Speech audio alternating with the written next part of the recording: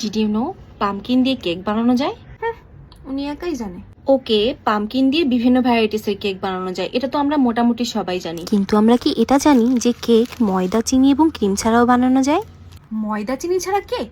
অবশ্যই। আজকে আমি পামকিন চিজ কেক বানাবো কোনো ময়দা, সুগার এবং কোনো রকম ক্রিম ব্যবহার ছাড়া। Let's do it. Pumpkin burn বা চিজ কেকের জন্য আমার লাগবে লাল টুকটুকে একটা পাকা মিষ্টি কুমড়া, আর লাগবে ক্রিম চিজ, ডিম আর চিনির যে কোনো ধরনের সাবস্টিটিউট। এখানে আমি চিনির বিকল্প হিসেবে আজকে আখের গলানো গুড়টা ব্যবহার করব। কুমড়োগুলো বেক হতে হতে চলুন চিজ কেকের ইতিহাস সম্পর্কে একটু জেনে আসি। চিজ কেক সর্বপ্রথম বানানো হয়েছিল গ্রিসে। প্রথমে এটি বানাতে পনির, ময়দা এবং মধু ব্যবহার হলেও রোমানরা এই রেসিপিটা ট্রাই করার সময় ডিম যোগ করেছিলেন, যেটা পরবর্তীতে সারা ইউরোপ জুড়ে ছড়িয়ে পড়ে। আর আমেরিকাতে ক্রিম চিজ আবিষ্কারের পর আর্নল্ড রুবেনের প্রচেষ্টায় সর্বপ্রথম new York style cheese cake বানানো হয়েছিল। চিজ কেকের ইতিহাস মূলত 4000 বছরের পুরাতন, আর সব থেকে প্রাচীনতম চিজ কেকের প্রমাণ পাওয়া যায় গ্রিক দ্বীপ সামুসে প্রায় 2000 খ্রিস্টপূর্বাব্দে। আর এই ক্রিম চিজ আবিষ্কার করে 1872 সালে নিউ ইয়র্কের একজন দুগ্ধ খামারি, যার নাম ছিল উইলিয়াম লরেন্স। তিনি ফরাসি পনিরের অনুকরণ করতে যেয়ে দুর্ঘটনাবশত এই ক্রিম চিজ আবিষ্কার করে ফেলেছিলেন। এই ক্রিম চিজ বানাতে মাত্র দুটো উপকরণ লাগে, একটা হলো লিকুইড মিল্ক আর একটা হলো ছানা কাটার উপকরণ। সেটা লেবু অথবা ভিনেগারও হতে পারে। লিকুইড মিল্কের জন্য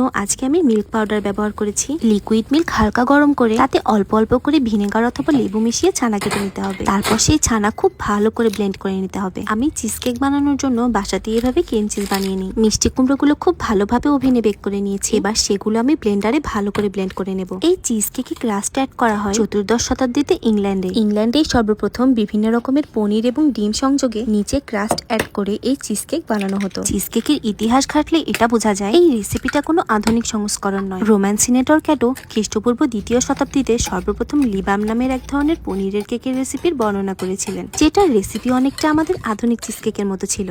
আর আমাদের দেশে চিজ কেক কিভাবে এসেছিল সেটার নির্দিষ্ট কোনো প্রমাণ নেই। বাংলাদেশ এবং ভারতে এই যুগ যুগ ধরে পনির বা চিজের ব্যবহার হয়ে আসলেও এই আধুনিক চিজ কেক খাওয়ার কোনো প্রমাণ পাওয়া যায়নি। তবে 80 দশকের শেষে এবং 90 দশকের প্রথম থেকে পশ্চিমা সংস্কৃতিদের অনুকরণে আমাদের দেশেও চিজ কেক বানানো শুরু হয়। চিজ কেক আমার ভীষণই পছন্দ, তাই মাঝে মধ্যে এটার ক্রেভিংস মেটানোর জন্য আমি হেলদি ওয়েতে এই চিজ কেকটা বানিয়ে থাকি। চিনির সাবস্টিটিউট হিসেবে আমি এখানে মধু অথবা খেজুরও ব্যবহার করি, তবে আজকে যেহেতু বাসায় আখের গুড় ছিল আমি সেটাই ব্যবহার করেছি। আমার মতো সুগার ক্রেভিংস মেটানোর জন্য যারা একটু হেলদি অপশনস খোঁজে তাদের জন্য এই নো ফ্লাওয়ার, নো সুগার আর নো ক্রিমের এই রেসিপিতে পামকিন বার্ন বা চিজ কেক একটা ভালো অপশন হতে পারে। আমি আমার চিজ কেকের ক্রেভিংস মেটানোর জন্য এর অনেকগুলো হেলদি অপশনস ট্রাই করেছি, তবে pumpkin burn best cheese cake আজকে আমি প্রথমবার ট্রাই করলাম।